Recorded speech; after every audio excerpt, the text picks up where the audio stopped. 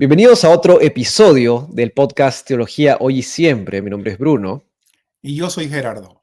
Y hoy día continuamos con el segundo episodio, la parte 2 de esta serie de probablemente tres episodios de El Reino Mesiánico, el Reino Milenial, pero a la luz del Antiguo Testamento.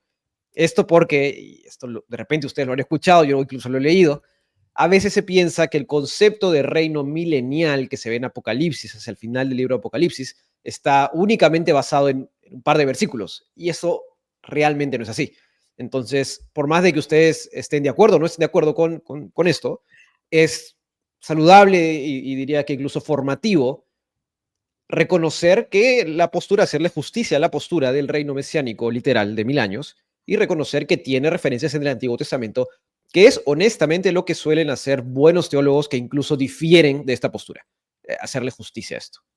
Así es. Eh, Así que hoy día vamos a hablar del reino mesiánico, creo que a la luz del Pentateuco, a ver si llegamos a algo más, yo creo que ese va a ser el centro.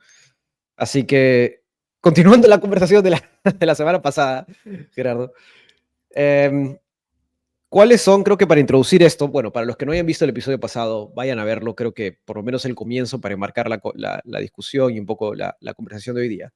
Pero creo que deberíamos comenzar haciendo un refresh de lo que vimos un poquito la semana pasada, de cómo el reino mesiánico y cómo Dios se interesa por todas las naciones. Dios se interesa no solo por el pueblo de Israel, sino por todas las naciones, y hay un elemento terreno, como tú lo sueles decir, hay un elemento terrenal, hay un elemento físico en este tipo de cosas. No sé tú cómo lo resumirías, lo sintetizarías para alguien que de repente entró en este episodio y dice, no me queda claro de qué viene o ¿De qué de qué están van a hablar hoy hablando? día.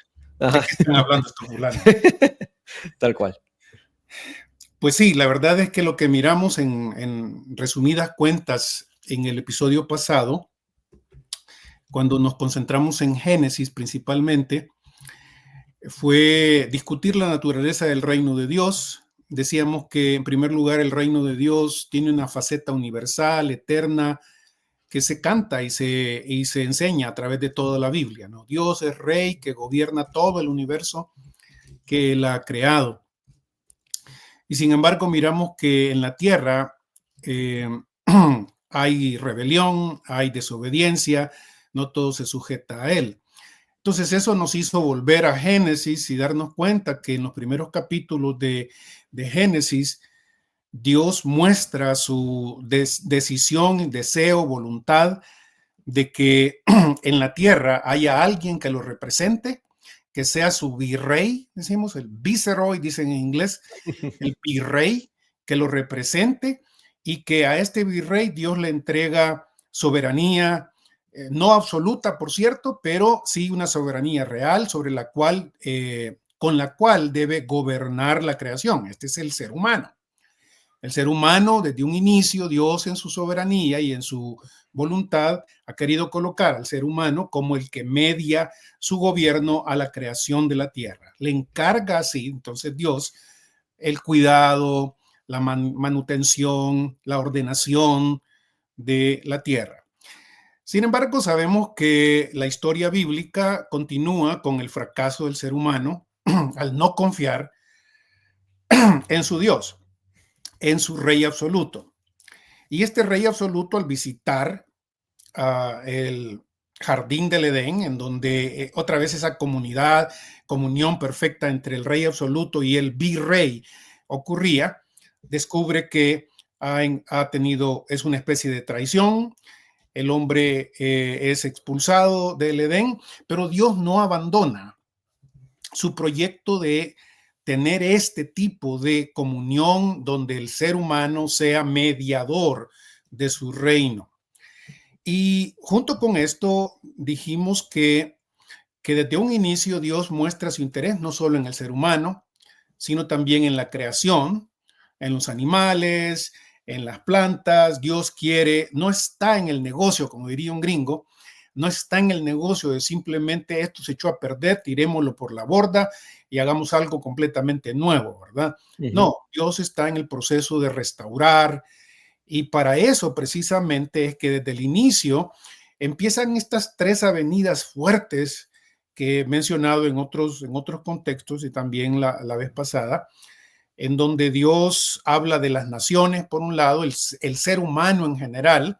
Esos primeros 11 capítulos de Génesis son para recordarnos el interés que Dios tiene no solo en Israel, sino en todas las naciones, en la humanidad como tal. Por otro lado, también tiene interés en como digo, en Israel propiamente. Lo vamos a mirar ya en el capítulo 11 en adelante, donde va a enfocarse Dios en atraer a todas las naciones a través de una familia, de una nación, la descendencia de Noé, a través de los semitas, y estos a través de la familia de Abraham. Esas tres avenidas entonces están presentes ahí, junto con la avenida enorme de el Mesías, un hombre, alguien que es la simiente de la mujer, que en el futuro hará que la relación otra vez entre Dios y el ser humano sea de comunión completa. Entonces el reino de Dios desde el Génesis se mira como mediado, este reino de Dios en donde Dios y el ser humano están en buena comunión y que controlan, administran, hacen producir la creación en su totalidad. Así vimos entonces que al llegar a Noé, se vuelve a insistir en esto, ¿no? Dios le entrega a Noé que se expanda, que controle, que domine la creación, lo mismo que le había dicho a Adán. Pero las cosas otra vez no funcionan como Dios quiere inicialmente que funcionen. La Torre de Babel surge ahí en el capítulo 11, ¿recuerdas? El hombre otra vez en su gobierno que pide ser independiente de Dios arrogantemente, en lugar de esparcirse sobre la creación, sobre la tierra, se quiere reunir y alcanzar a Dios sin tomar en cuenta. Dios interviene y en ese mismo contexto aparece ya la nación, la familia que Dios va a ocupar para traer a cuento su plan de establecer un reino mediado. Este reino mediado se convertirá en el reino mesiánico del que tanto hablamos en el futuro. Entonces, para hacerlo, Dios ya ha comenzado con Noé haciendo pactos, dando su palabra de que él no va a destruir la creación, que él va a mantener la creación, que no la va a destruir con agua. En el caso de Abraham, un pacto en el que Dios se compromete a bendecir a esta familia de Abraham con descendencia, con tierra y con bendición para todas las naciones. Sí.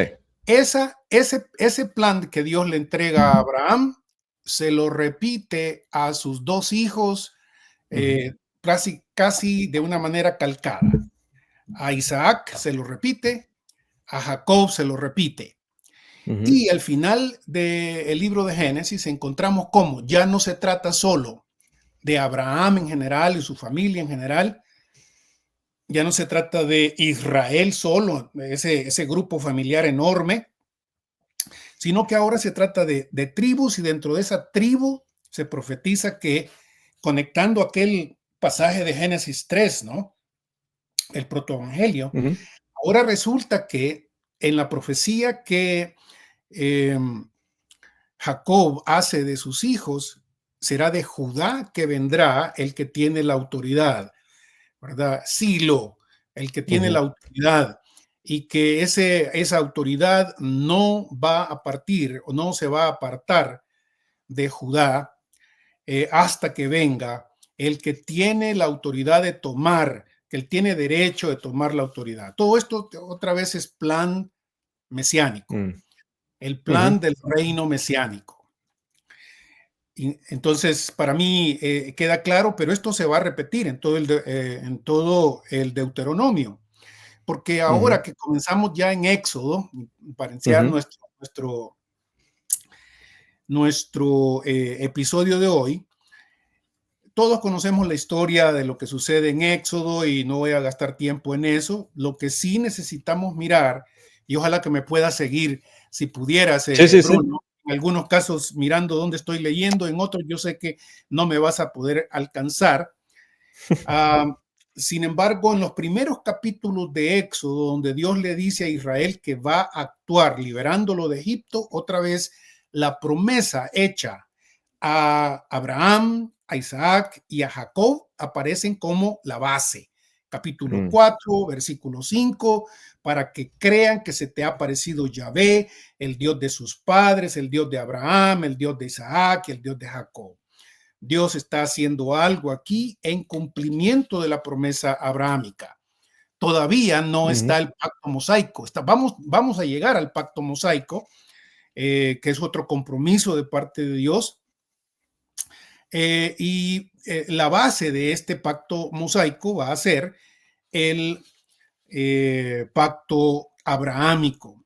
Interesantemente también, si te fijas y avanzas un poquito más, encontrarás un detalle aquí en Éxodo que a veces se pasa por alto, que Dios siempre está buscando un mediador de su autoridad. En el caso de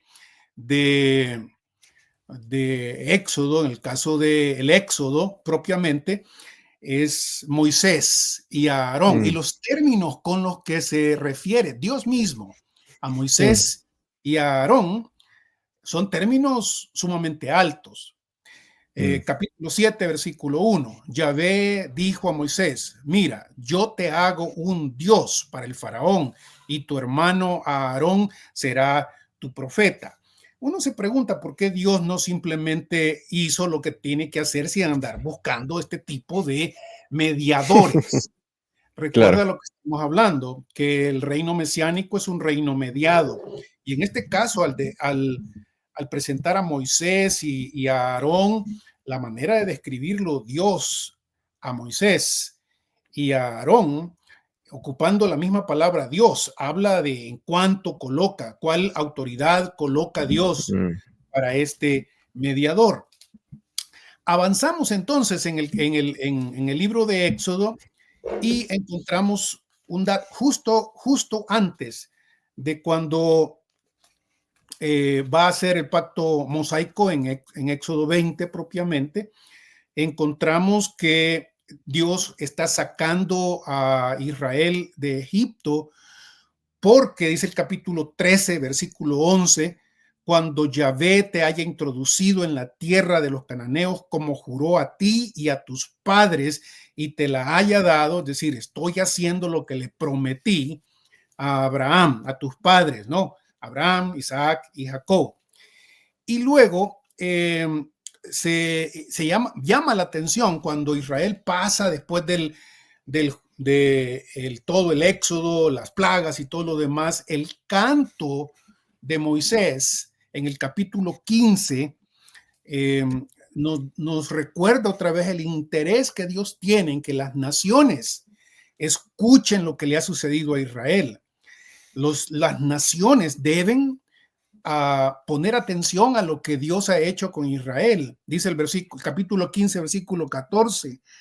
Lo oyeron los pueblos y se turbaron, produjo escalofríos en los habitantes de Filistea, y sigue hablando de esto que Dios está haciendo, algo que más adelante en el libro de Jueces, aquella prostituta les va a recordar a los enviados, o digo en el mismo Josué, quiero decir, ¿no? Les va a recordar a los enviados por Josué y Moisés que ella y que el pueblo de Jericó ha escuchado lo que Dios hizo con Israel. Ese elemento de testimonio que Israel tiene es importantísimo en este asunto de la historia del reino mesiánico. Israel ha sido colocado para ser testimonio y ser testimonio a las naciones. Y Dios se propone ocupar al pueblo de Israel para eso. Dios mismo se compromete, Bruno, a estar presente en la tierra. Dice ese mismo capítulo 15, versículo 17, dice: lo introduces y lo plantas en el monte de tu heredad, lugar que preparaste para tu morada, Yahvé, santuario, Adonai, que fundaron tus manos.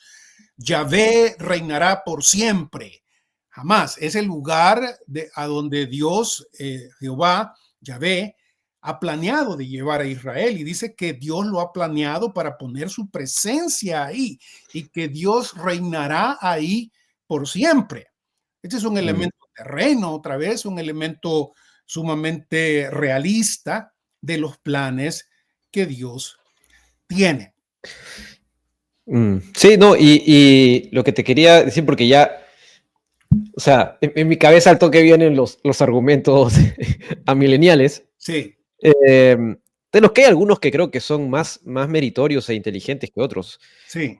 Estaba leyendo, bueno, compré un libro para regalarlo, un libro, y creo que voy a lograr conversar con este teólogo, Alan Hamilton, creo que se llama, no, Ajá. Hamilton es su apellido, que sacó un libro de tipología bíblica, Ah, que él es profesor de Southern Baptist. ok. Y, o sea, hojeé el libro, no lo leí completo porque lo compré para regalar, Sí.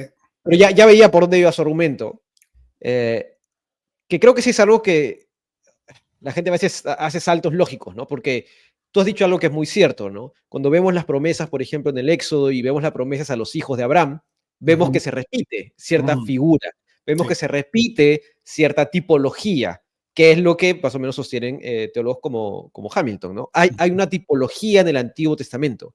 Y creo que, no sé, no voy a decir que nadie, porque siempre hay alguien, pero creo que eso no, eso es general aceptado, ¿no? Vemos esta recurrencia tipológica de estas figuras, ¿no?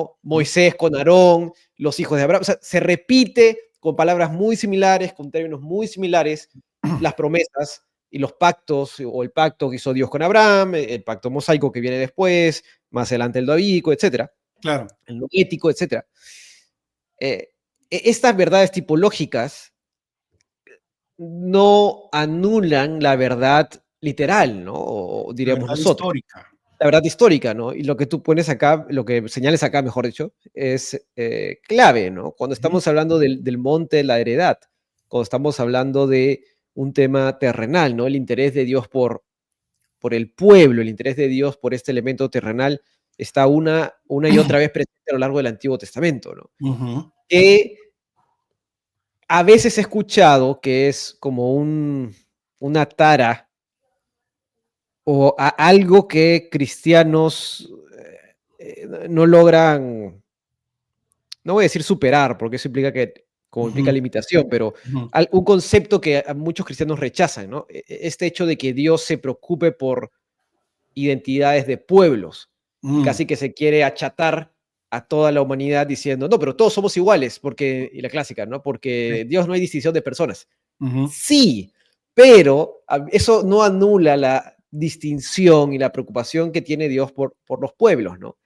Eh, Eso creo que es algo importante notar, claro. que yo me acuerdo mucho de las clases en donde tú has enseñado, pero que Ujú, también obviamente veo en el texto bíblico, ¿no? Dios, ¿por qué esta preocupación con los pueblos, no?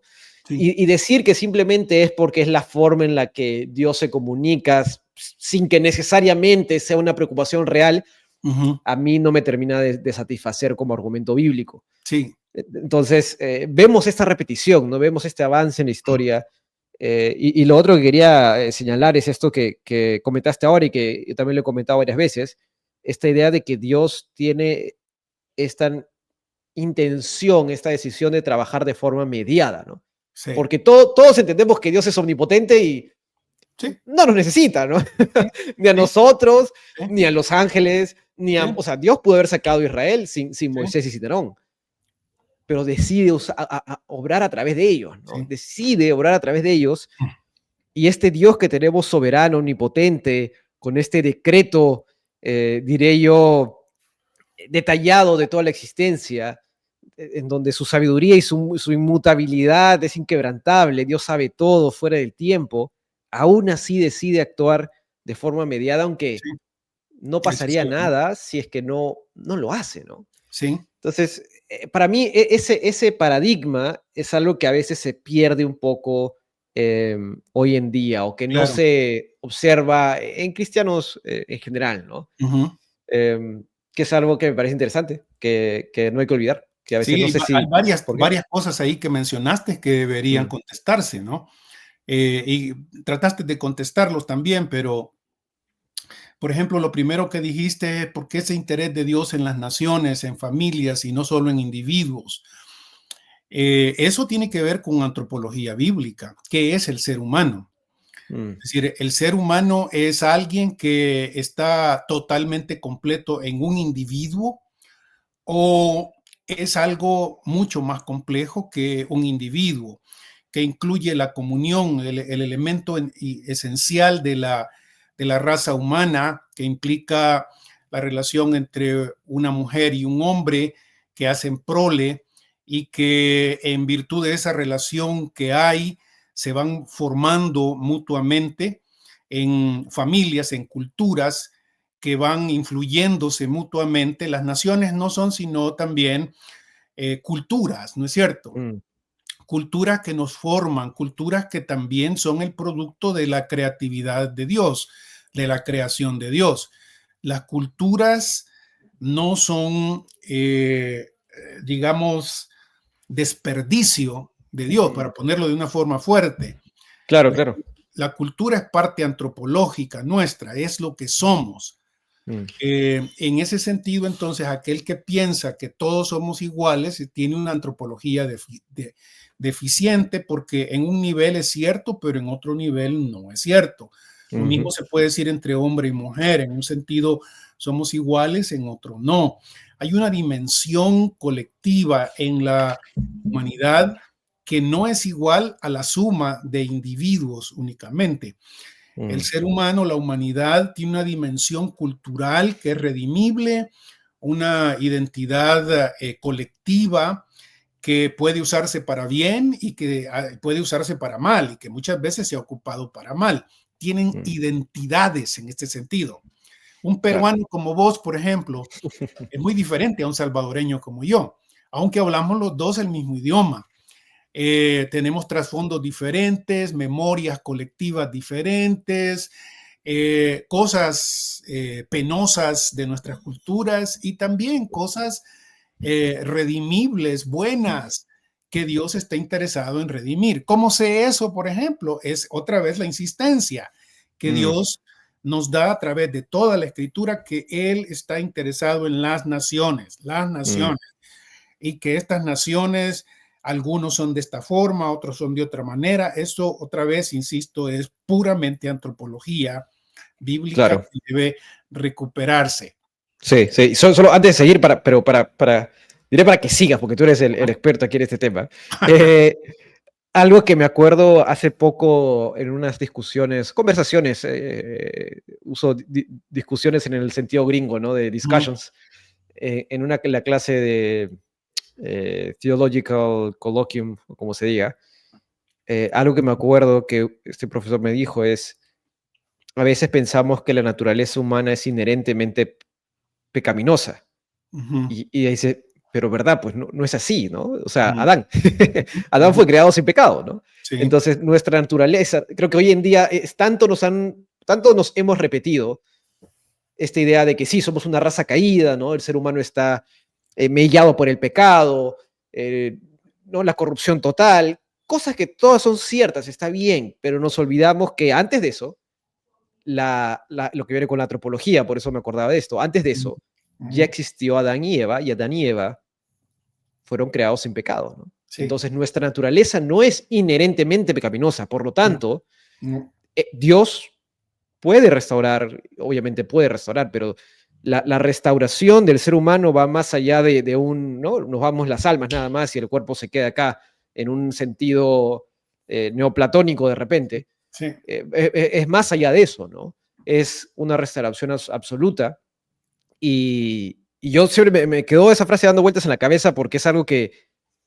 yo creo que todos subconscientemente lo tenemos por ahí guardado, pero a veces nos pesa tanto la doctrina de la corrupción total que está bien, pero nos olvidamos del otro, ¿no? Y es, sí, pues la naturaleza humana no es inherentemente pecaminosa, porque fue creada por Dios. sí, Sí, de que hoy en día sí está corrompida, pero es eso, es una corrupción de algo creado inicialmente bueno, ¿no? que ha sido Y manchada, pero exacto, que es redimible, ¿verdad? exacto. La escritura insiste en que el ser humano en su condición presente es redimible, es recuperable, restaurable, y eso es lo que Dios planea hacer, y sus planes son: voy a restaurar esto. Y de ahí la insistencia en que lo que decía hace un ratito, no, esto ya se echó a perder, tirémoslo todo por la borda, hagamos algo nuevo. No, Dios no está en eso. El hombre tiene esa dimensión colectiva que debemos aceptar, está en las mismas páginas de la Escritura, comenzando con Adán. ¿Te acuerdas que la palabra, el término Adán es ocupado en Génesis para hablar de la pareja también, así como del individuo? Esa dimensión colectiva. Esa dimensión colectiva que aparece también cuando Adán y Eva tienen sus hijos y que se habla de que fueron creados o que nacieron a su imagen y semejanza. Esa dimensión colectiva que muchos occidentales nosotros no queremos ver y de la que sí hemos sido negligentes al observar en el texto bíblico, donde hay una dimensión colectiva en el texto bíblico que se refleja en ese interés por las naciones, insisto. Entonces, vos habías mencionado un par de cosas más ahí que Ya no me acuerdo. me emocioné con lo que ¿Qué estábamos dije? hablando. Lo de Dios criado, omnipotente, soberano, pero que obra a través de nosotros. Sí, lo del mediador, por ejemplo, es algo importante porque en realidad, aunque el reino mesiánico, reino terrenal que Dios inicia con Adán, fracasa y luego lo trata de recuperar, lo está tratando de recuperar con Noé y con Abraham, es solamente el inicio de algo que él va a culminar en la persona del Señor Jesús, porque en Jesús miramos a alguien que media a Dios y media al hombre. Por eso Él es el único mediador de una forma absoluta, ¿no? No solo por lo que dice, no solo por lo que hace, no solo por sus enseñanzas, su predicación o su obra, sino su propio ser. En su propio ser encontramos la presencia de Dios y la presencia del hombre 100%. Este es uno de estos misterios bíblicos, enseñanzas bíblicas sólidas que Dios ha querido vivir con nosotros. Morar con nosotros. Mira, algo que aquí en Éxodo lo tenemos que ver y que se repite a través de todo Deuteronomio, es que sorprendentemente Dios quiere vivir con el hombre aún en su condición de pecado. Lo está restaurando y Él quiere estar ahí, ¿verdad? Por eso el tabernáculo, por ejemplo, yo quiero estar ahí. Y esto de mediación otra vez es porque Dios tiene este plan de que en el futuro, cuando el Mesías venga, este rey ideal que comienza en Génesis, que pasa por Génesis 3 y luego por Génesis 50 y luego va a aparecer en tantas otras páginas del Nuevo Testamento. Este mediador absoluto es el ideal de Dios que termina en Apocalipsis cuando se nos describe a nosotros, el pueblo redimido por Dios, viviendo con Él y Él con nosotros, el tabernáculo de Dios con los hombres, el que nos va a pastorear porque va a vivir con nosotros. Esa dimensión del reino mesiánico no se puede quitar. Y el otro asunto que mencionabas, ahora lo recordé, es el asunto de la tipología, ¿no? Ah, ya. Y tú lo mencionaste, es cierto. La tipología es un recurso hermenéutico que es un recurso hermenéutico complicado. Sí. Es fácil perderse en todo tipo de alegorización. No es para principiantes, no es que simplemente todo lo que está en el Antiguo Testamento es tipología. Yo todavía no sé si lo entiendo bien, porque claro. hay una amplitud de posturas sobre estos. Y atrás tengo uno de Kaiser, que me acuerdo que tú recomendaste una vez, y también lo recomendó otro profesor, y para mí si un libro lo recomiendan más de 2 profesores, ya lo tengo que tener, lo tengo que leer. Entonces, Ese de Kaiser es bueno. Que te voy a recomendar los que están acá, mira. Ten cuidado. Pero ese de Kaiser, por ejemplo, él habla de la tipología. Me he pedido otro que me recomendaste, el de, no me acuerdo, uno también de Biblical Typology y este de Hamilton también, porque es un tema complejo, ¿no? O sea, es diferente una alegoría que incluso otros autores, Pate, no me acuerdo cómo se apellida, de la enciclopedia Ujú, de profecías bíblicas, él sí, dice, distingue muy bien, ¿no? Lo que es una alegoría, y dice, solo hay una alegoría explícita, la de Gálatas, que Pablo usa, ujú, a el método alegórico, sí, a las figuras tipológicas, y sí, de ahí, según el método que tengamos, vamos a llegar a cosas distintas, ¿no? Como lo que tú mencionabas ahorita, ¿no? Tú dices que todo esto se cumple en Jesús, y sí, pero de ahí vamos a tener discrepancias, algunos, ¿no? Ustedes teólogos, yo todavía no lo soy, entre esto que implica hacia el futuro, ¿no? Quienes van a decir todo se cumple en Jesús, por consecuente, ya no hay necesidad de mantener las promesas del Antiguo Testamento como ahora las leemos de forma sumamente explícita con elementos terrenales, y va a claro, haber otros que vamos a decir, no, sí, pero no anula lo otro, ¿no? Pero ahí la claro, tipología claro. es clave, ¿no?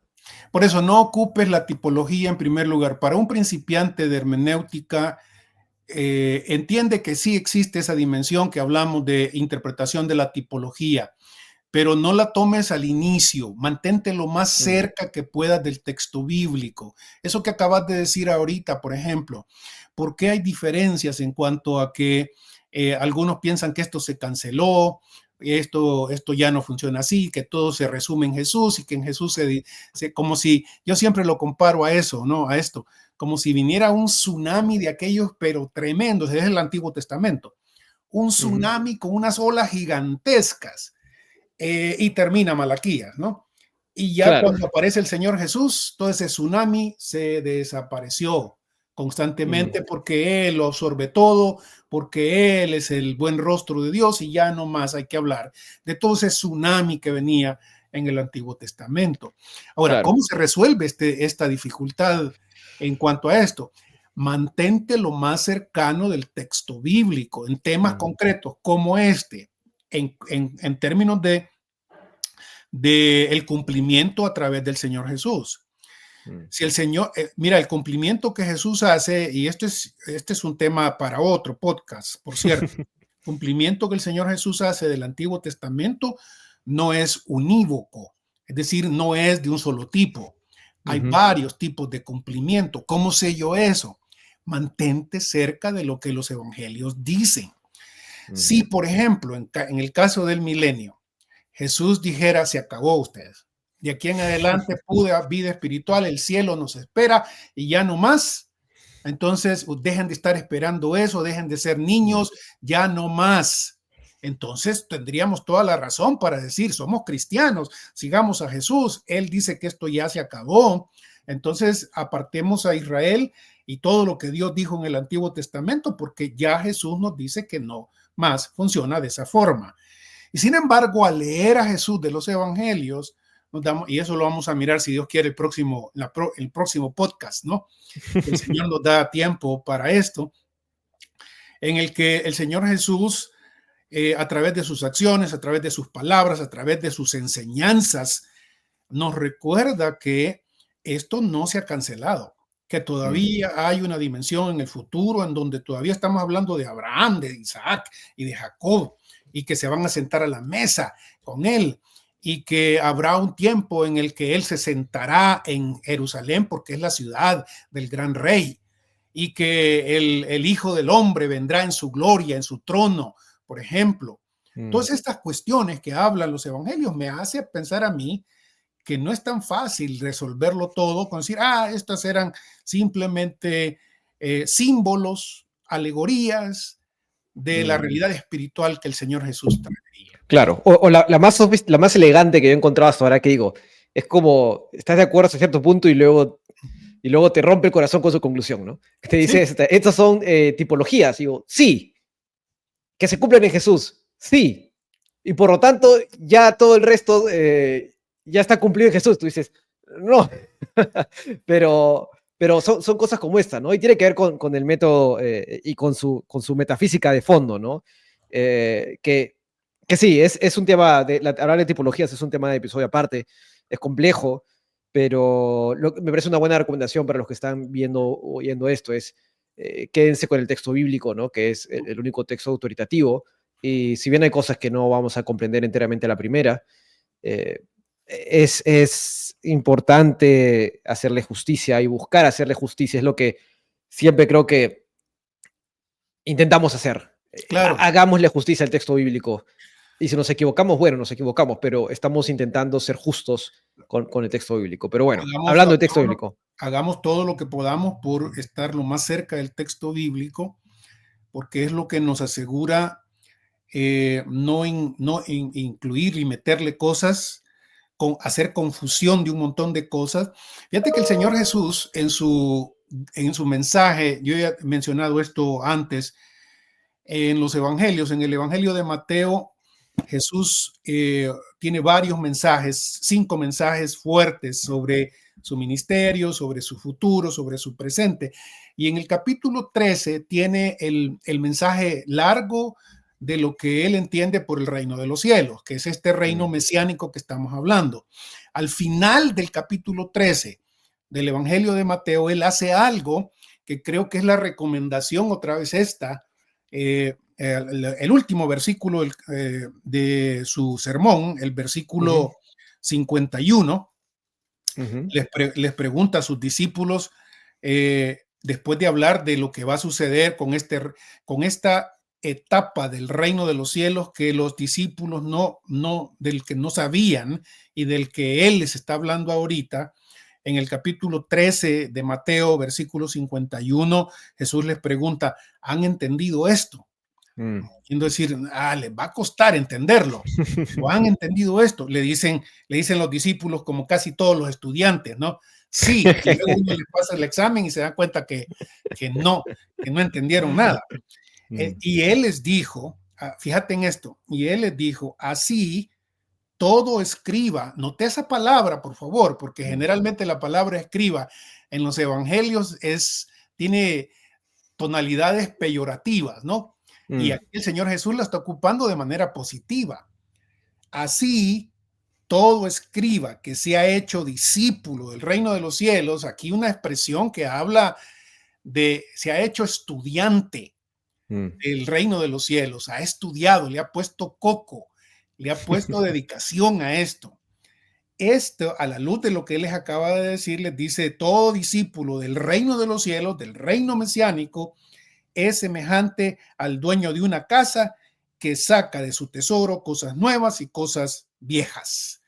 Es decir, a diferencia de otros que quieren decir, no, todo es nuevo, ya se acabó cualquier conexión con el pasado, Jesús les dice, momentito, señores, pongamos las cosas en su orden. Lo que les acabo de decir incluye las cosas que se dijeron y las cosas nuevas que les estoy diciendo. Ese tipo de observaciones es importante para, al fin de cuentas, concluir algo como lo que algunos de nosotros hemos concluido en las diferentes opciones escatológicas que se tienen sobre el reino mediado, el reino mesiánico, el reino milenial. Pero no nos olvidemos, mira, estamos en Éxodo. En Éxodo, sí. Y al llegar al capítulo 19, antes de propiamente la ley, el Señor le dice a Israel una cuestión sumamente central para lo que estamos discutiendo. Versículo 5 del capítulo 19 de Éxodo les dice, ahora pues, si de veras me obedecen y guardan mi alianza, serán mi propiedad personal. Fíjese en esta descripción, por favor. Israel es propiedad personal de Dios entre todos los pueblos, una vez el elemento de pueblo, de nación, porque mía es toda la tierra. Serán para mí, ¿cuál es la palabra que ocupa aquí?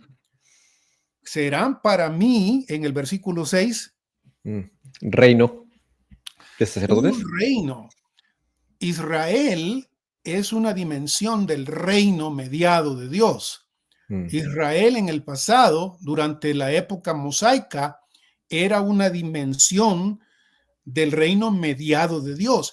Y la característica de este reino mediado de Dios, que se llama Israel, en el plan de Dios, era que fuesen sacerdotes santos. Y uno se pregunta, cuando Dios les está hablando a Israel, ¿qué quiere decir con eso? Eso parece bastante elegante, ¿no? Bastante Mm, impactante que te digan vas a ser un reino de sacerdote, sacerdote. rey, un real sacerdocio, por cierto, algo que, como ya hemos Claro. dicho, se aplica a la iglesia también. Pero las dos cosas están conectadas tremendamente. El sacerdote, en primer lugar, en el Antiguo Testamento es el que intercede.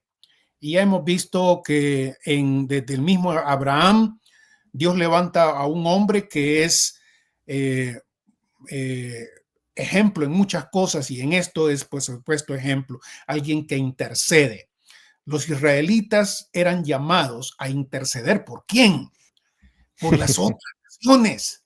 Pero la manera de interceder, otra vez, además de, el sacerdote tenía intercesión, si uno revisa las páginas de Levítico, de Número, era intercesión, porque ellos tenían a cargo el elemento este de mediar a Dios otra vez, mediar a Dios en su santidad y que el pueblo no podía acercarse porque Dios lo destrozaría, dice aquí en el Ujú. mismo Éxodo, ¿no? Los sacerdotes sirven para comunicar la necesidad de los seres humanos delante de Dios, pero la otra función que los sacerdotes tenían era la de ser los maestros. Los Mm, maestros, los sacerdotes enseñaban a los otros, los levitas enseñaban. Israel fue planeado para interceder por las naciones y para enseñar a las naciones. En Israel, Dios encontraría el mediador de su enseñanza y de su intercesión por los demás. Que eso no se dio es otra historia, ¿no?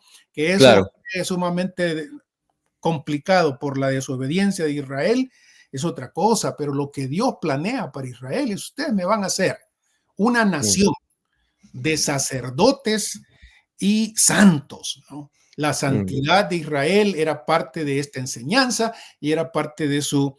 Uno se pregunta aquí, ¿por qué Dios no le pone a Israel, ustedes me van a hacer profetas, a tanto que les gusta hoy día, ¿no? Tanto el lado neopentecostal como al lado de los teologoides de la liberación, ¿no? Que les mm, encanta la misión profética de la iglesia, según según lo que ellos entienden. Pero la función del pueblo de Israel que va a ser traspasada a la iglesia, por cierto, y de eso tenemos que hablar el ujú. próximo podcast, no la identidad de Israel, pero sí la misión de la iglesia es la misión de Israel, ser este mediador de la enseñanza, de la santidad de Dios, y Dios quiere ocuparlos de esa manera. De ahí otra vez lo que hablábamos la vez pasada, Bruno, Mm, el templo de Israel donde Dios vive, donde mm, yo he puesto mi presencia, tantas veces que Dios le va a decir a Israel, yo quiero poner mi presencia ahí.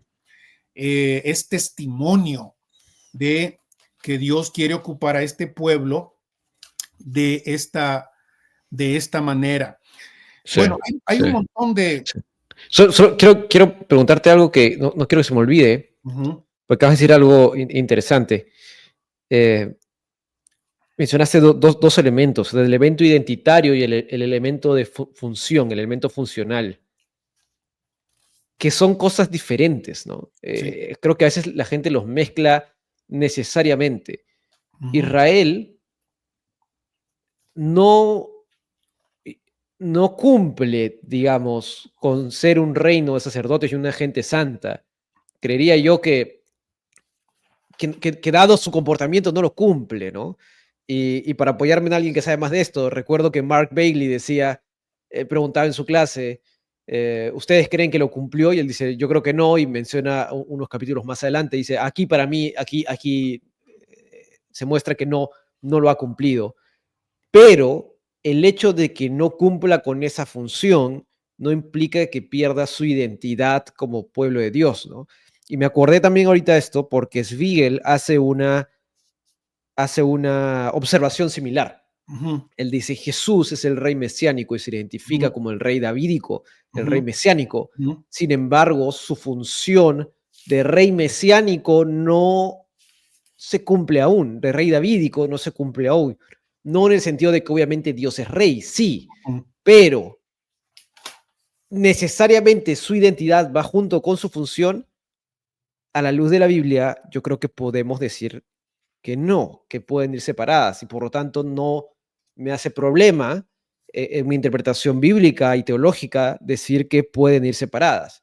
Pero no sé tú cómo ves este tema, Sí, más o menos igual o cómo lo es. sí, más o menos igual, aunque yo añadiría ahí que yo creo que Israel, por lo que aparece aquí también en Éxodo hasta Ujú, Deuteronomio, no ha cumplido su función de ser mediador y de ser, en este sentido, eh, intercesor, sacerdote, no ha cumplido el elemento de su santidad por ese lado, pero por el otro debemos acordarnos que la naturaleza nacional de Israel, una nación geopolítica, también lo colocaba, como siempre he dicho, eh, en esta condición de ser una especie de escaparate, de vitrina, mm, en la que las naciones estaban observando a Israel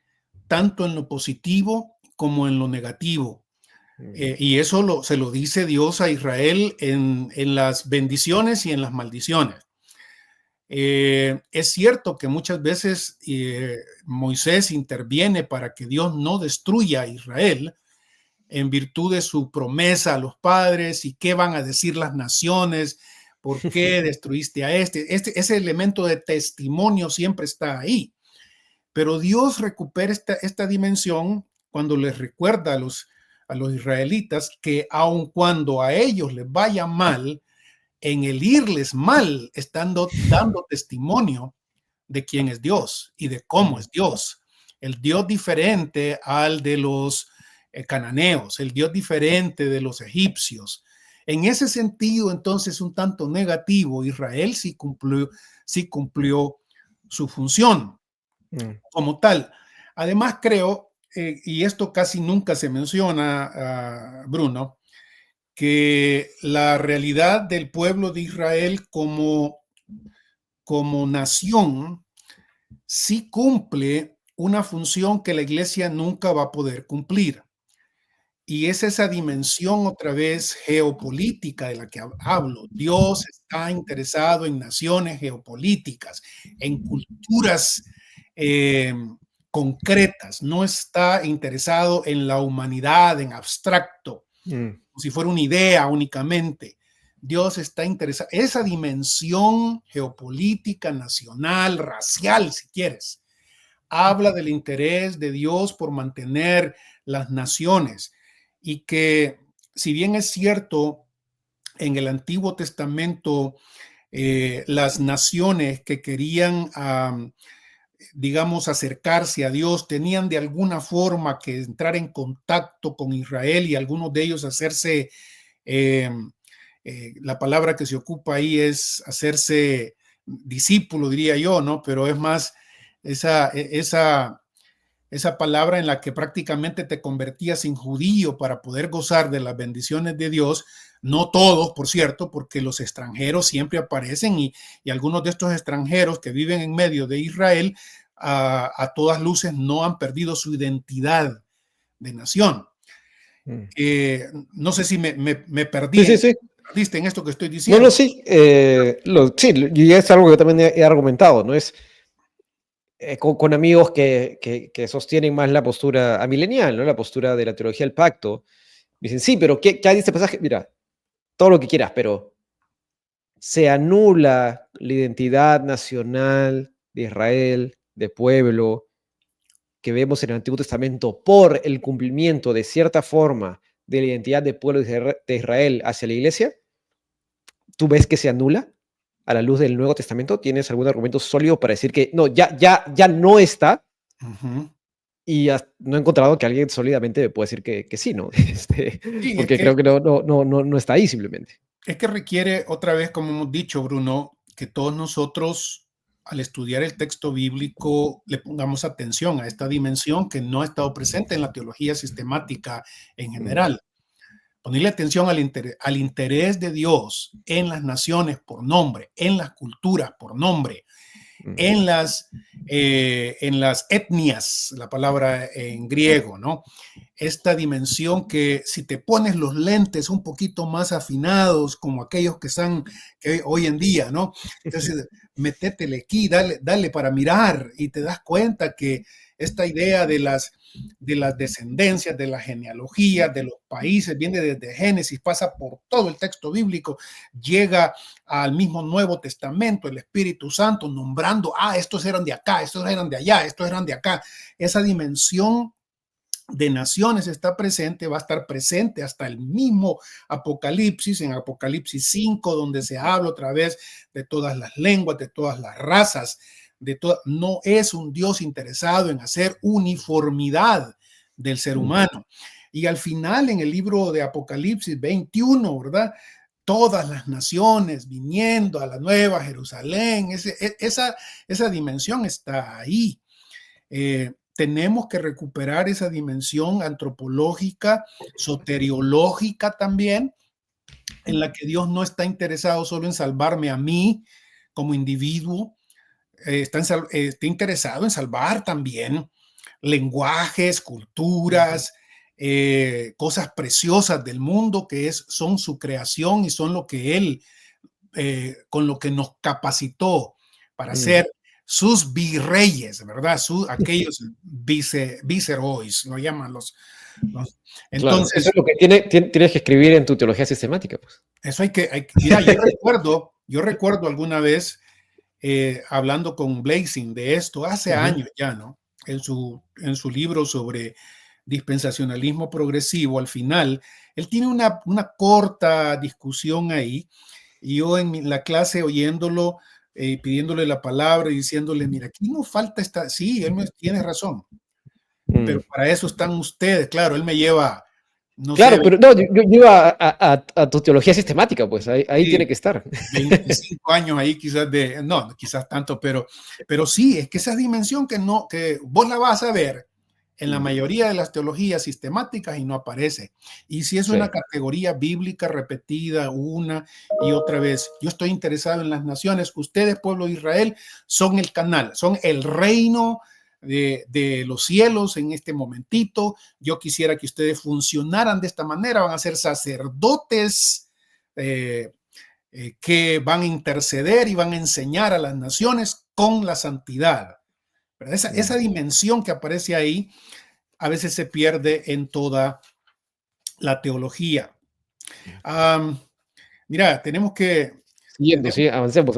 Tenemos que avanzar aquí porque, bueno, pasamos por Éxodo y recordamos que Dios está dándoles toda una ley de cómo ser diferentes. Otra vez el elemento de la santidad va a aparecer en esto, el elemento de Hay algo aquí que llama poderosamente la atención también de cómo esta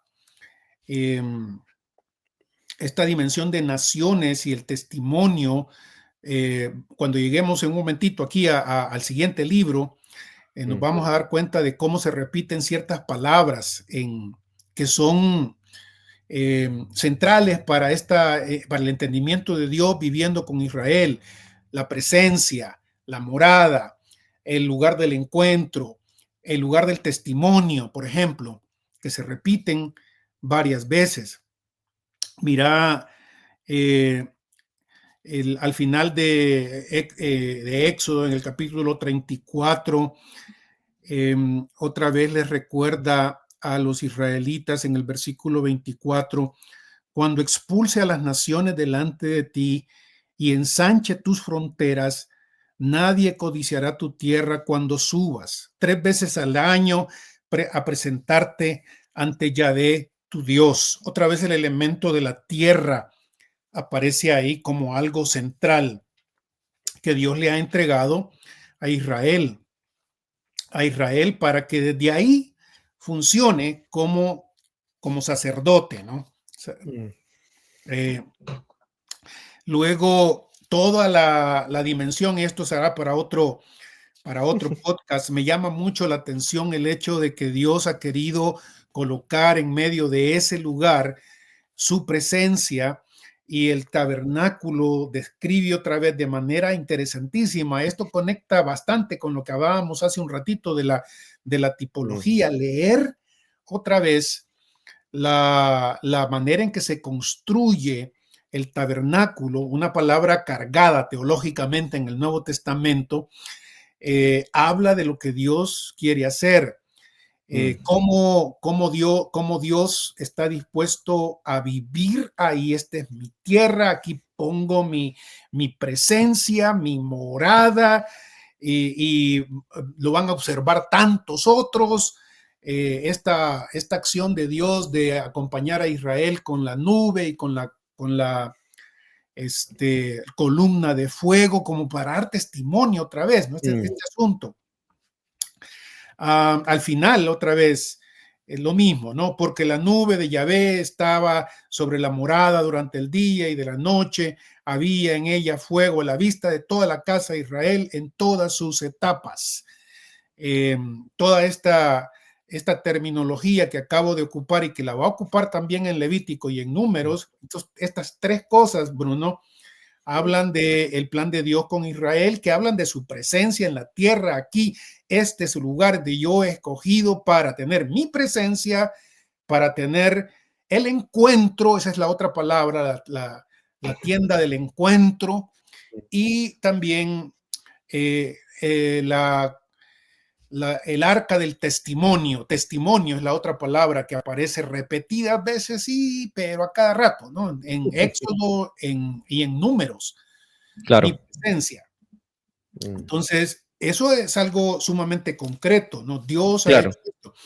Una de las cosas, yo sé que el tiempo nos avanza, pero una de las cosas que a mí me sorprende en relación con el amilenarismo es cómo tan fácilmente piensan que Dios tiene una memoria corta, por un lado, o simplemente se le olvidan las cosas del pasado y está dispuesto a olvidarse todo esto. A mí me parece, cuando yo leo más acerca del texto bíblico, que el hecho de un reino mesiánico en el futuro, terrenal, después de toda esta historia que se nos narra acá, habla de la fidelidad de Dios a su palabra, en la que recuerda con fidelidad a sus siervos, a Abraham, a Isaac, a Jacob, a Moisés, a sus grandes líderes, y les asigna un lugar al final de la historia para que digan, fíjense, sí resultó que era cierto lo que les había dicho. No. Sí, sí. O sea, creo que, a ver, intentando serlo más, yo sé que la traducción correcta no es caritativo, ¿no? Pero en inglés usan charitable, ¿no? Como, tampoco es justo, es lo más bondadoso posible Sí. con una postura con la que estoy en desacuerdo. Claro, yo creo que mientras mencionábamos estos pasajes, a ver, afirmando que todo teólogo serio va a conocer en profundidad el texto bíblico, yo creo que hay dos decisiones que hay que tomar con respecto a las menciones terrenales, físicas, materiales en el Antiguo Testamento, ¿no? Porque todo teólogo del pacto serio también va a decir, sí, aquí está el elemento terrenal, el elemento físico, el elemento material. Y ante esto creo que hay dos decisiones que tomar. Una es la que toma, por ejemplo, un Bavinck, que va a decir, todo esto es una prefiguración de Cristo. Todo esto es una prefiguración o de Cristo de la iglesia, ¿no? Y esto lo dice textualmente Bavinck. Yo me compré el último tomo de su teología sistemática de escatología y eclesiología, y no la versión condensada, para que nadie diga, no, es que estás leyendo la condensada. Leí la expandida. Y él dice, cada vez que se menciona la casa de David, el tabernáculo, el templo, es una prefiguración de Cristo y de la iglesia y de las cosas que van a venir.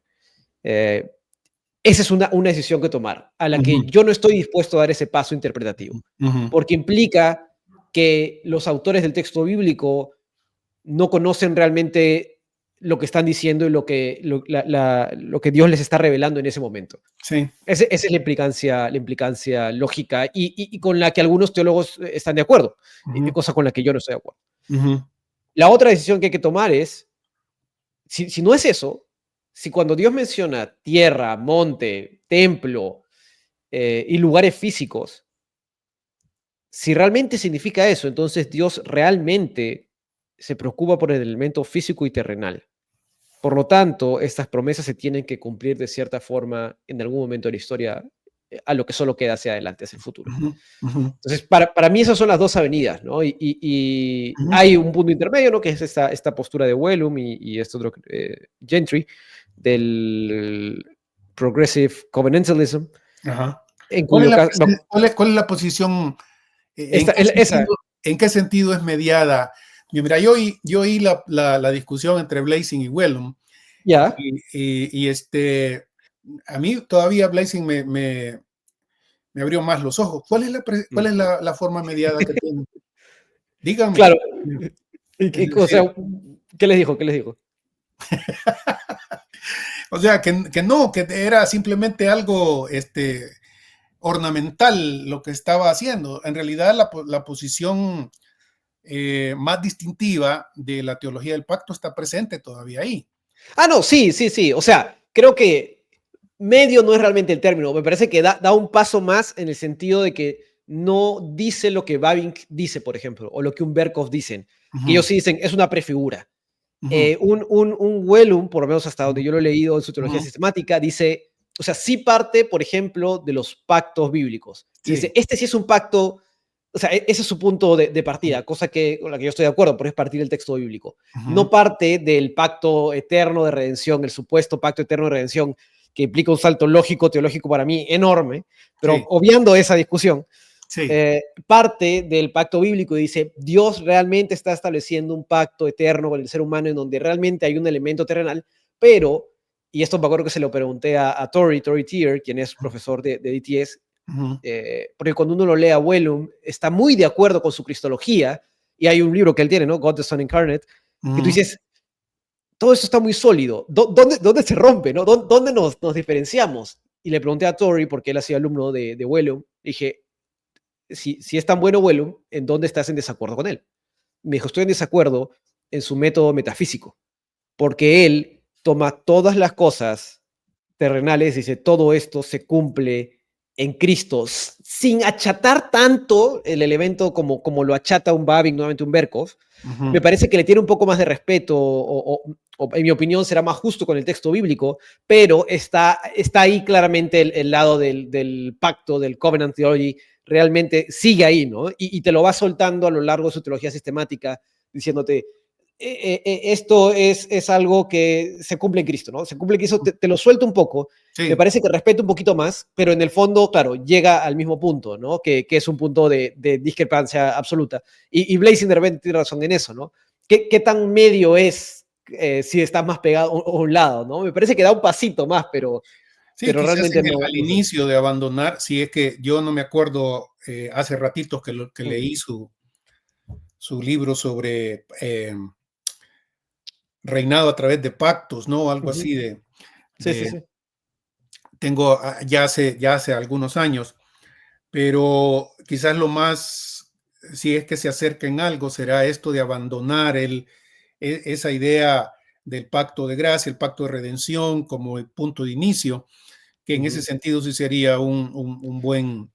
Sí, él lo abandona y dice, todos los pactos terrenales Ujú, son, es claro, es que lo pone en singular. ujú, Dice, Dios tiene un solo pacto que va revelando progresivamente, y ahí está el progresivamente, a través de los pactos abrámico, davídico, nuevo pacto, noético, etcétera, ¿no? sí. Entonces, claro, él dice, es un pacto, no son varios pactos, es un pacto que se revela a través de distintos pactos. A lo que digo, yo veo varios pactos, Ah, yo veo más de un pacto y veo elementos distintivos, pero claro, ahí es están las complejidades de esto, ¿no? Pero es sí. difícil. La verdad es que ese tipo de saltos teológicos es con lo que a mí me causa problema y que también me causa problema no solo con la teología del pacto, sino con mi propia escuela, ¿no? Mm, Dispensacional. No me puedes basar esa afirmación en algo concreto del texto bíblico. Permitime que lo dude, ¿verdad? ¿Dónde se claro. dice que solo hay un pacto? Cuando más parecen que si son varios pactos por los cuales Dios desarrolla su propósito doxológico y salvífico en el que este reino de Dios mediado, en que tome en cuenta el ser humano, la tierra, los animales, las naciones, se hace en realidad por su desarrollo. Mm, Y que no es fácil simplemente decir lo que los teólogos del pacto tradicionales han dicho por la insistencia del Antiguo Testamento de que este es un pacto que lo he hecho permanente y lo mm. tengo y lo digo como un decreto perpetuo, ¿verdad? Claro. Sí, sí, Eh, sí, sí. Yo he visto en el pacto davídico, digo, si no estuviese la palabra perpetuo ahí, Ujú. de repente sería más fácil. Sí, Diría, no, no, nos dejamos de cosas, pero el tema es que está ahí, ¿no? Dice eterno, para sí, siempre. Y hay una insistencia en esto una y otra vez a lo largo de todo el texto bíblico, con lo que tú mencionaste, ¿no? Con Moisés al recordarle, que sabemos que no es que Dios se olvide, ¿no? Pero al recordarle esto, a Dios diciéndole, el pacto perpetuo que hiciste con tus padres, ¿no? Y Dios también diciendo a los hijos de Abraham, por el pacto perpetuo, o sea, el elemento perpetuo está ahí y para mí eso es y el este punto pacto incluye la pero tierra, y este ujú, pacto incluye la tierra, incluye tu descendencia y incluye bendición para las naciones, por ejemplo. ujú, Eso es algo que inclusive en el pacto mosaico se mira, ¿verdad? mm. Estoy aquí, por ejemplo, en Levítico, ya casi vamos a terminar y no terminamos de Deuteronomio. Estoy aquí en Levítico capítulo 16, al final del capítulo, después de que Dios le da todas estas reglas de santidad, ¿no? Levítico es Ujú, acerca de lo que tienen que hacer los levitas y de cómo deben ser santos. Y al capítulo 16, versículo 29, este será para ustedes un decreto perpetuo. En el versículo 30, porque ese día se hará expiación por ustedes para purificarlos de todos sus pecados, quedarán limpios delante de Yahweh. Yahweh será para ustedes día de descanso completo en el que hayan de ayunar, es decreto perpetuo. En el versículo 34, esto lo tendrán ustedes como decreto perpetuo. Y así, si vos insistís en esta palabra de perpetuidad, eh, hay tanto aquí que realmente tengo que torcer mucho para decir, no, esto, eh, no, esto no va a ser, aquí termina. Ok, entonces si aquí termina, decime dónde está que se dice que termina. claro. Ah, Cuando me dicen, mira, yo he escuchado a tantos predicadores también de estos vacíos, ¿no? Y esto quiero mencionarlo ya. ¿Cuánto tiempo tenemos más, Bruno? Unos, No sé, estamos unos 10 tam minutos más, ¿verdad? sí, unos 10 más, sí. ¿O qué decís tú? Porque hay tanto que hablar aquí, Sí.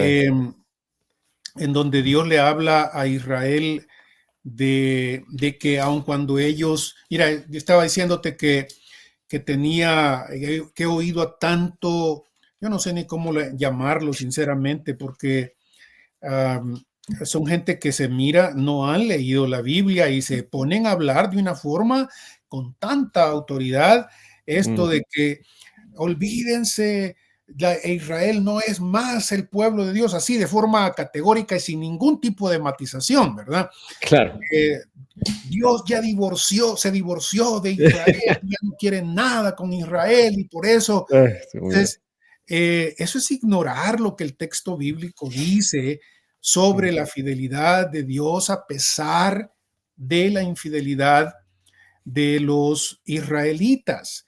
El mm, pacto de Dios con Abraham, Isaac y Jacob es un pacto incondicional que Dios va a cumplir, aun cuando Israel haya sido desobediente. Y por eso es importante, al final de el Pentateuco encontramos estas profecías variadas mm, que, claro, para los críticos nos dicen que, bueno, tú sabes, que algunos críticos dicen que Deuteronomio fue reeditado en los tiempos de Josías, ujú, y que por eso va a decir cosas aquí que quizás al inicio no eran tan claras, pero en realidad lo que uno encuentra en esas profecías de tanto de Deuteronomio y algunas que aparecen en Números también, y ya en Génesis, ¿no? Esto de ustedes van a ir a Egipto y van a pasar tanto tiempo, pero cuando me busquen de verdad, yo voy a volver a traerlos. En Deuteronomio, varias veces, Moisés les dice a los israelitas de manera profética, al final de Deuteronomio, quizá más claramente, que Dios los va a, cuando hayan pecado y Dios los haya castigado y Dios los haya sacado de la tierra, algo que Israel sufrió, y es el tiempo de los profetas, y los profetas hablando de esta infidelidad de Israel. Por ejemplo, en el capítulo 30 de Deuteronomio, oigan lo que dice el capítulo 30, en el primer versículo.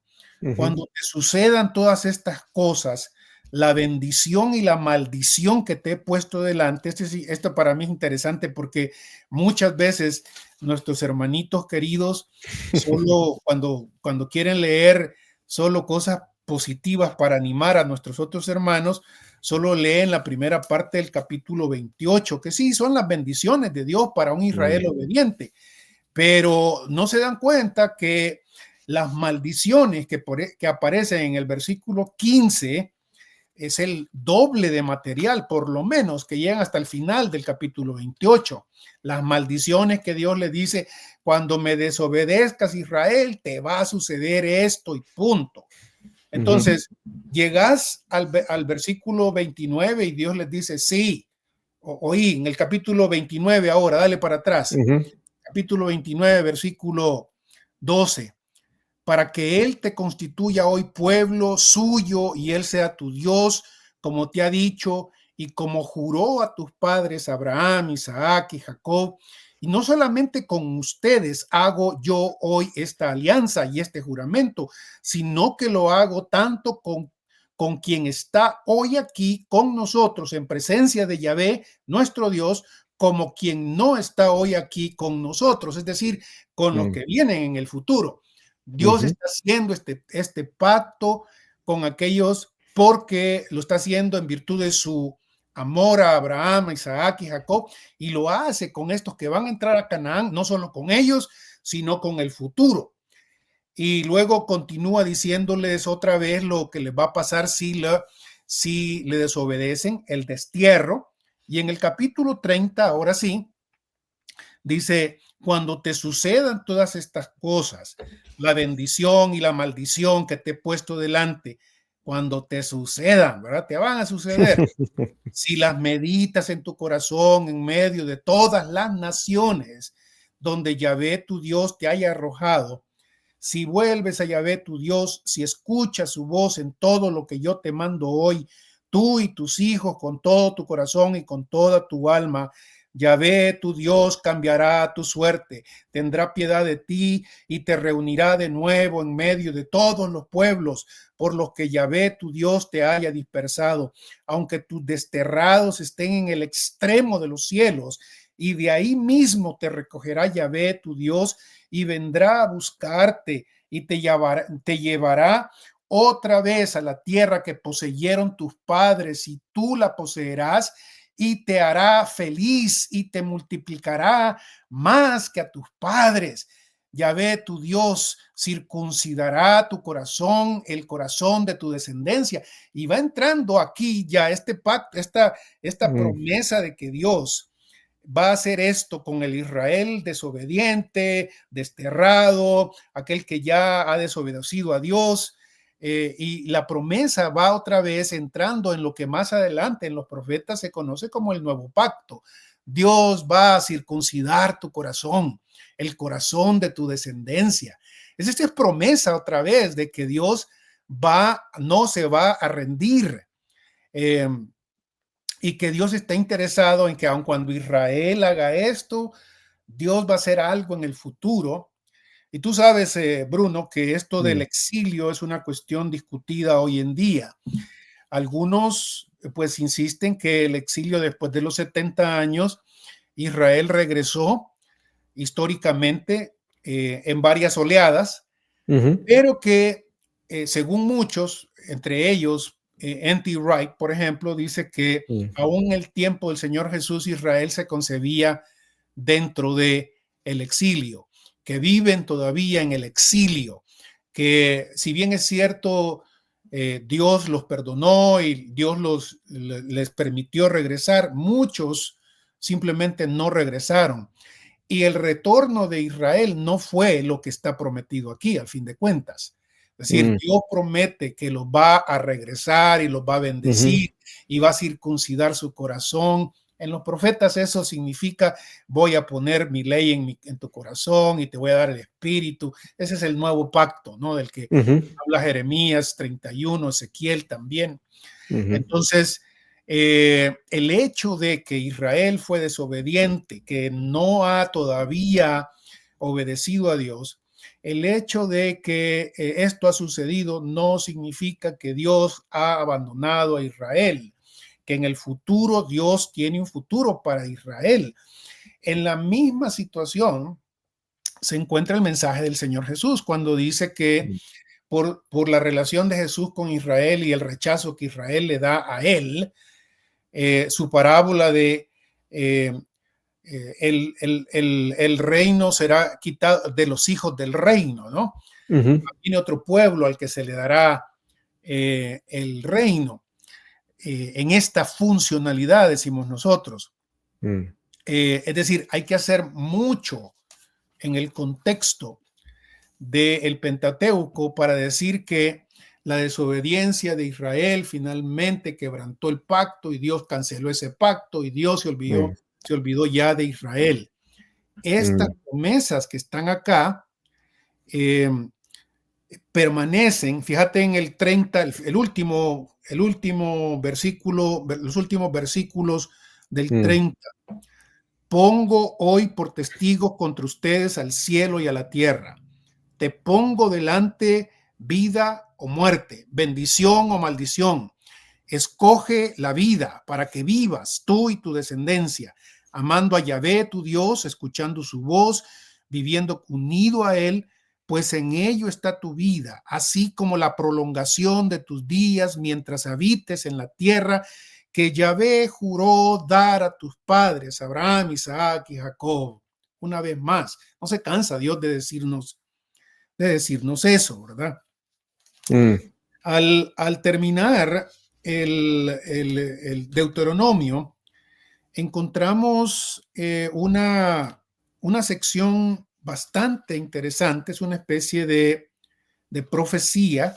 Hay dos secciones, hay un cántico de Moisés y las bendiciones de Moisés para Israel, y en ambas cosas se vuelve a destapar, diríamos nosotros, se vuelve a revelar, se nos vuelve a decir que Dios tiene un plan precioso para con Israel aquí en la tierra. Miran, después de describir durante varios versículos el paso de Israel por su desobediencia y la elección de Dios, llega hasta el versículo 39, cuando Dios les dice: vean, ahora que yo soy y que no hay otro junto a mí, yo hago morir y hago vivir, yo hiero, yo sano. Y en el versículo 43, cielos exulten con él, y adórenlo los hijos de Dios, aclámenlo naciones con su pueblo. Fíjense en esto otra vez. Hay un pueblo de Dios y ahí están las naciones otra vez. Aclámenlo naciones con su pueblo, y todos los mensajeros de Dios narren su fuerza, porque él vengará la sangre de sus siervos, tomará venganza de sus adversarios, dará su pago a quienes lo aborrecen y purificará el suelo de su pueblo, que es tierra una vez más. Y al final de esa sección de este cántico de Moisés, porque no es una palabra vana para ustedes, sino que es su vida, y por esta palabra prolongarán sus días en la tierra que van a tomar, en posesión al pasar el Jordán. Y luego en las bendiciones de Moisés, que va otra vez muy parecida a las bendiciones de Jacob en Génesis, va a ir tribu por tribu, tribu por tribu, bendiciendo y diciéndole lo que les va a pasar. Por ejemplo, al llegar a Judá en el versículo 7 dice, escucha, Yahvé, la voz de Judá, y guíalo hacia su pueblo. Sus manos lo defenderán y tú serás su auxilio contra todos sus enemigos. Luego aparece Leví, luego aparece Benjamín, José. Luego en este José es interesante cómo se describe a Dios, el que vive en la zarza, por ejemplo, ahí en el versículo 16, si te fijas. Dice primogénito del toro, a él la gloria, versículo 17, cuernos de búfalo, sus cuernos, con ellos acornea a los pueblos, a todos juntos. Luego hay para Zabulón, para Gad, para Dan, dicen Neftalí, para Neftalí dijo Neftalí, saciado de favor, colmado de la bendición de Jehová, oeste y mediodía son su posesión. Al final, para hacer en el versículo 37 dice, el Dios de antaño es tu refugio, debajo de ti están sus brazos eternos, él expulsa ante ti el enemigo y dice, destruye. Israel mora en seguro. La fuente de Jacob aparte brota para un país de trigo y vino, hasta sus cielos el rocío destilan. Algo que no podemos irnos sin mencionar es que estas promesas que Dios le hace a Israel a través de Moisés, otra vez de manera genuina, y le dice que confíen en este Dios que es eterno, refugio eterno, brazos eternos, como dice este versículo 27, y que pueden confiar que viene un momento en el que Israel morará seguro, que la fuente de Jacob, de él brotará un país de trigo y vino hasta sus cielos en el rocío. Uno podría decir que esto es simplemente lo que pasa en Canaán y en la conquista de Canaán, ¿verdad? Bien estirado, ¿no? Mira, sí, bien jalado. Pero hay dos cosas más, Bruno, yo sé que el tiempo está apretado, pero hay tanto aquí que conecta con esto. Hay una cosa más relacionada con el Mesías del capítulo 18 de Deuteronomio, porque Moisés les dice a los israelitas que no vayan tras los agoreros, los brujos, sino que Dios traerá a un profeta igual que él y que a él deben oírle, a los israelitas, ¿no? Que lo interesante es que ese pasaje de Deuteronomio 18, algunos dicen eso se refiere al oficio del profeta, se refiere a todos los profetas que ha habido, ¿no? Yo diría que en este caso no puedo descartar el hecho de que aquí hay un elemento relacionado con Samuel, con Elías, con Eliseo, con Jeremías, con Isaías, todos estos que Con habían. Jeremías he visto que lo atan bastante, porque Sí, creo que hay un pasaje bien explícito de esto. sí, pero lo interesante es que si es cierto, y creo que hay suficiente evidencia textual, otra vez, por eso te citaba lo de los expertos al decirnos que Deuteronomio, por lo menos esta última parte, fue editada por escribas durante el tiempo de Josías, porque aquí hay una sección en la que Moisés está muerto ya, ¿no? Claro. Y obviamente no pudo haber escrito eso que está ahí. Pero la última parte de estos versículos, dice el versículo 10 del capítulo 34, no ha vuelto a surgir en Israel un profeta como Moisés, a quien Yahvé trataba cara a cara. Es decir, hace diferencia si esto fue colocado al final, ya casi enfrente del exilio, a ponerlo al inicio. Decir, no, Jeremías, ni Isaías, ni Elías, todos ellos vinieron, fueron profetas, pero ninguno igual como Moisés, que vio a Dios cara a cara.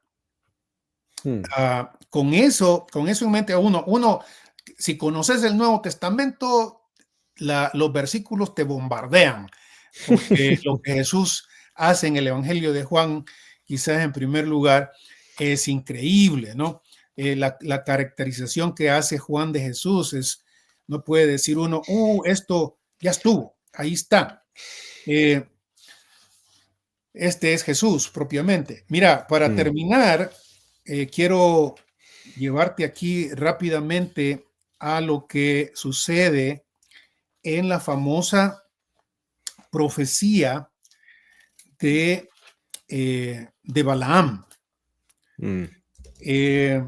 Todos ustedes recuerdan que Balaam, esta es una de las cosas que llama la atención también en el Pentateuco, que por un lado miramos a un Dios que está interesadísimo en Israel, y que le habla a Israel y que le dice que Israel tiene un lugar especial dentro de las naciones. Y sin embargo, de vez en cuando aparecen ciertas cosas que uno dice, pero es que Dios no ha estado limitado a Israel. El caso de el famoso Melquisedec, ¿no? Que en el Nuevo Testamento hay toda una discusión de si es un tipo solo de Jesús o si de verdad, si no se queda solo con la información del Antiguo Testamento, uno en lo que dice el Antiguo Testamento es que este era sacerdote del Altísimo, que aparece con Abraham sin decirnos de dónde viene. Aparece y luego se va. ¿Verdad? El otro caso es el suegro de Moisés, que también parece tener esta facultad de comunicarse con Dios. Y ahora aparece este Balaam, que es, por supuesto, en el Nuevo Testamento se dice que fue una tentación para Israel, y sin embargo es alguien que conoce a Dios y con el que Dios se comunica. Y cuando Balac quiere que Balaam maldiga a Israel, Balaam escucha a Dios y las 4 veces que Balaam habla del futuro de Israel, lo último que hace es condenarlo, siempre lo bendice, ¿no? Capítulo 23 de Números dice, versículo 9, en una de las profecías de Balaam sobre Israel: de la cumbre de las peñas lo diviso, de lo alto de las colinas lo contemplo. Es un pueblo que vive aparte, no es contado entre las naciones, hablando de Israel. Luego, en la siguiente bendición que le aparece ahí en el versículo 18, dice Balaam: levántate, Balac, y escúchame, presta mi oído, hijo de Zippor. No es Dios un hombre para mentir, ni hijo de hombre para volverse atrás. Esto tiene que ver con las promesas. Otra vez, es que él dice y no hace, habla y no lo mantiene. He aquí me ha tocado bendecir, bendeciré y no me retractaré. No ha divisado maldad en Jacob, ni ha descubierto infortunio en Israel. Yahvé, su Dios, está con él, y en él se oye proclamar a un rey. Cuando Dios lo sacó de Egipto como cuernos de búfalo, fue para él. Dice el versículo 23, a su tiempo se dirá a Jacob y a Israel lo que hace Dios. Pero mira, al final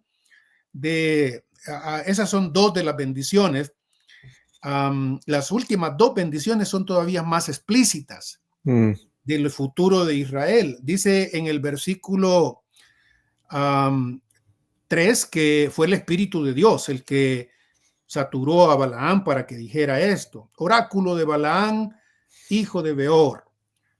Qué hermosas son tus tiendas, Jacob, y tus moradas, Israel, como valles espaciosos, como jardines a la vera del río, como aloes que plantó Yahvé, como cedros a la orilla de las aguas. Sale un héroe de su descendencia, domina sobre pueblos numerosos. Note esto, por favor, el héroe es alguien que se profetiza para el futuro, que va a dominar sobre la descendencia de Israel y sobre pueblos numerosos. No se trata solo de Israel.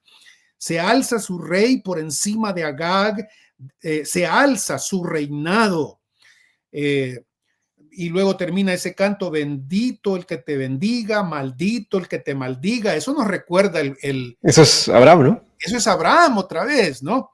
Y mira, como si esto no fuera suficiente, en el versículo 15 otra vez, oráculo de Balaam, hijo de Beor, oráculo del varón clarividente, oráculo del que escucha los dichos de Dios, del que conoce la ciencia del Altísimo, del que ve lo que hace ver el Shaddai, del que obtiene la respuesta y se le abren los ojos. Lo veo, está hablando de Israel otra vez, lo veo, aunque no para ahora. Lo diviso, pero no de cerca. De Jacob avanza una estrella, un cetro surge de Israel, aplasta las sienes de Moab, el cráneo de todos los hijos de Set. Será Edom tierra conquistada de Seir. Israel despliega su poder, Jacob domina sobre sus enemigos. Esto de que no mira para ahora, es que esto no hace sentido si está a punto de entrar a conquistar Canaán. Lo mira para tiempos lejanos, dice Balaam, y habla de una estrella que va a salir. Esta es la estrella de David, que en Mateo se dice que es el Señor Jesús, ¿no? El héroe del que habla esta segunda bendición. Y otra vez la manera en que se describe la profecía aquí es una manera sumamente terrena, terráquea. Las formas que se hablan de lo florido, de lo abundante, de los ríos, de lo que va a experimentar Israel. Uno debe hacerle la pregunta al texto bíblico: por más bendición que haya tenido Israel durante la conquista y los 3 primeros reyes, o digamos los reyes de Saúl, David y Salomón, ¿cuándo se dio esto?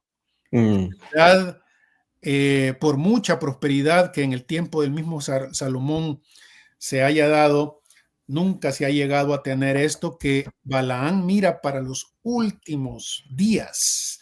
De eso hay que hablar también en nuestra siguiente plática, por lo menos de manera retroactiva, cuando hablemos de Jesús y hablemos de el próximo podcast lo tenemos que hacer sobre profetas. Los profetas, sí, y los salmos. Es que sí. Hay que leer los salmos y darse cuenta. El reino mesiánico es ahí descrito. Es abundantemente. Sí. Entonces, sí. Ay, hombre, ¿te das cuenta cómo se pasa el tiempo? No, sí, no, está bien. Pero es que yo siempre vuelvo a un poco lo mismo, ¿no? Es al ver todas estas descripciones, la pregunta que tengo que hacerme es, ¿puede ser esto una prefiguración solamente? ¿Puede ser esto solo una figura literaria únicamente? Que lo es, o sea, esto es poesía, lo es, pero ¿es solo poesía? ¿Es solo una prefigura de algo más? O sí, es una prefigura, pero que no anula. O sea, ¿por qué la necesidad de anular todo lo que en otros pasajes del texto bíblico del Antiguo Testamento vemos tan explícito, ¿no? Ese es cuando a mí me preguntan por qué sostengo la postura que hasta el día de hoy sostengo, que nuevamente no es doctrina fundamental. Podemos seguir siendo amigos, incluso si diferimos en estos puntos.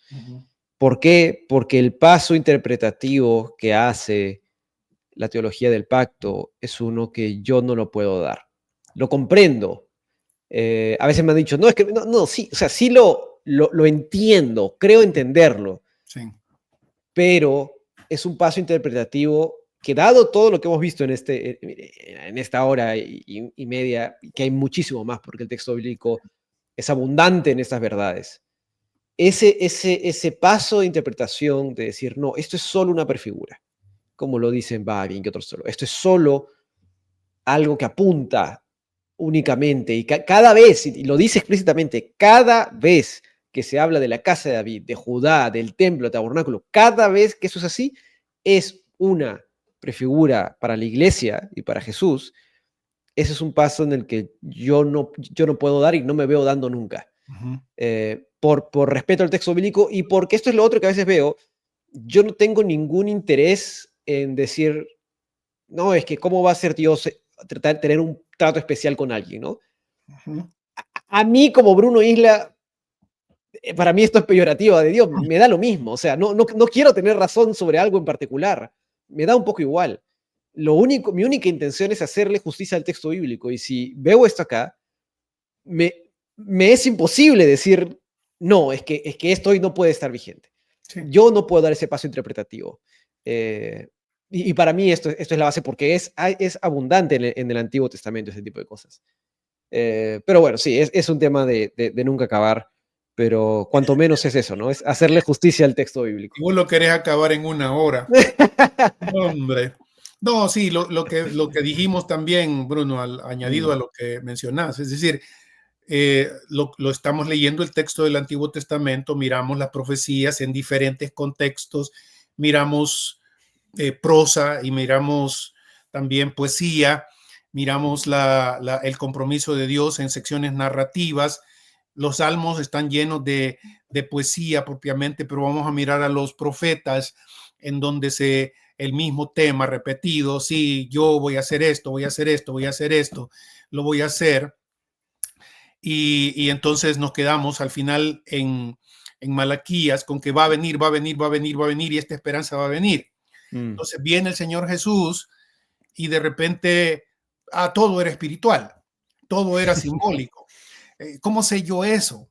¿Cómo mm, sé yo eso? Aparte de lo que acabo de decir, creo yo, porque es lo mismo que aplico en otros contextos. Por ejemplo, cuando un testigo de Jehová me dice que el Espíritu Santo no es persona, porque es simplemente una personificación, me dice él.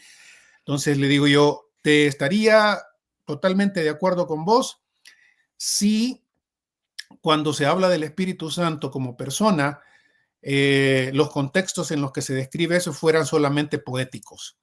mm, Pero en el texto bíblico, el Espíritu Santo tiene características personales en todos los contextos. Esa es ujú, una manera de distinguir si estoy en lo correcto o no para mm, con el Espíritu Santo. Ahora, en el caso de este tema que estamos mirando es, ok, ya hemos visto que hay en todos los contextos esta promesa de fidelidad de Dios al pacto. Hemos visto cuál es la naturaleza por la que Dios escoge a este pueblo, no para simplemente elevarlo sobre los demás, sino lo hemos visto que Dios lo quiere como canal de bendición para los otros, para mm, los individuos, para las familias, para las naciones, para la creación misma, que Dios media su reinado y porque le interesa el reinado de Dios sobre esta tierra, que quiere redimir la tierra con este tipo de mediación, que promete esa mediación para el futuro en este rey profetizado desde Génesis hasta Malaquías. Y llegamos otra vez al Nuevo Testamento. Entonces preguntémosle, miremos a Jesús. ¿Dice él que esto ya no cuenta? mm, ¿Dice él que esto ya es algo que simplemente se debe tomar simbólicamente? ¿O hay repetidas veces en las que los evangelios, si vas a discutir solo con Apocalipsis, perfecto. Sí, hay mucho símbolo, perfecto. Pero, y ahí podemos meternos en una discusión tremenda de hasta dónde llega un símbolo, hasta dónde es la descripción de una realidad, ¿no? claro. ¿Y a Eh, qué apunta ese símbolo, no? O sea, un símbolo, perfecto. ¿A qué claro, apunta? claro. Y luego, pero Apocalipsis no es lo único que tenemos Mm, en el Nuevo Testamento. En segundo lugar, yo miraría las descripciones del Señor Jesús. Su ministerio está cargado de esto. Vamos, con eso me voy a quedar porque me emociona y empiezo a darte un montón de datos sobre el Señor Jesús en relación. hay que guardar para el próximo episodio, hay que guardar para el próximo episodio. El próximo episodio toca hablar de este mismo tema, será la parte 3 en el contexto de los profetas, ¿no? Ahora, como lo han visto, ¿no? La Biblia es inmensa en sus verdades, es profunda. Yo cuando comencé este canal me acuerdo que tenía amigos que me decían, ¿cómo no te quedas sin temas de qué hablar, no? Es que la Biblia es infinita, ¿no? O sea, uno sigue aprendiendo y por eso que puede regresar a un texto que ha leído N veces y dices, nunca vi esta cosa, nunca vi esto acá, ¿no? El texto bíblico es infinito y rico Sí. y es una tarea de toda la vida, ¿no? Pero sí, a ver, para cortar, porque si no nos vamos a ir aquí A las 2 horas. hasta las 2 horas. Gracias por escuchar. Este sí es el episodio 21, el anterior fue el 20. Este es el episodio 21. La próxima semana, si estamos acá, Dios mediante, tocará la parte 3 en el contexto de los profetas y veremos cuándo volvemos al set usual. Pero bueno, hasta acá. Gracias por vernos, gracias por escucharnos. Recuerden que eso está en YouTube, en Spotify y bendiciones.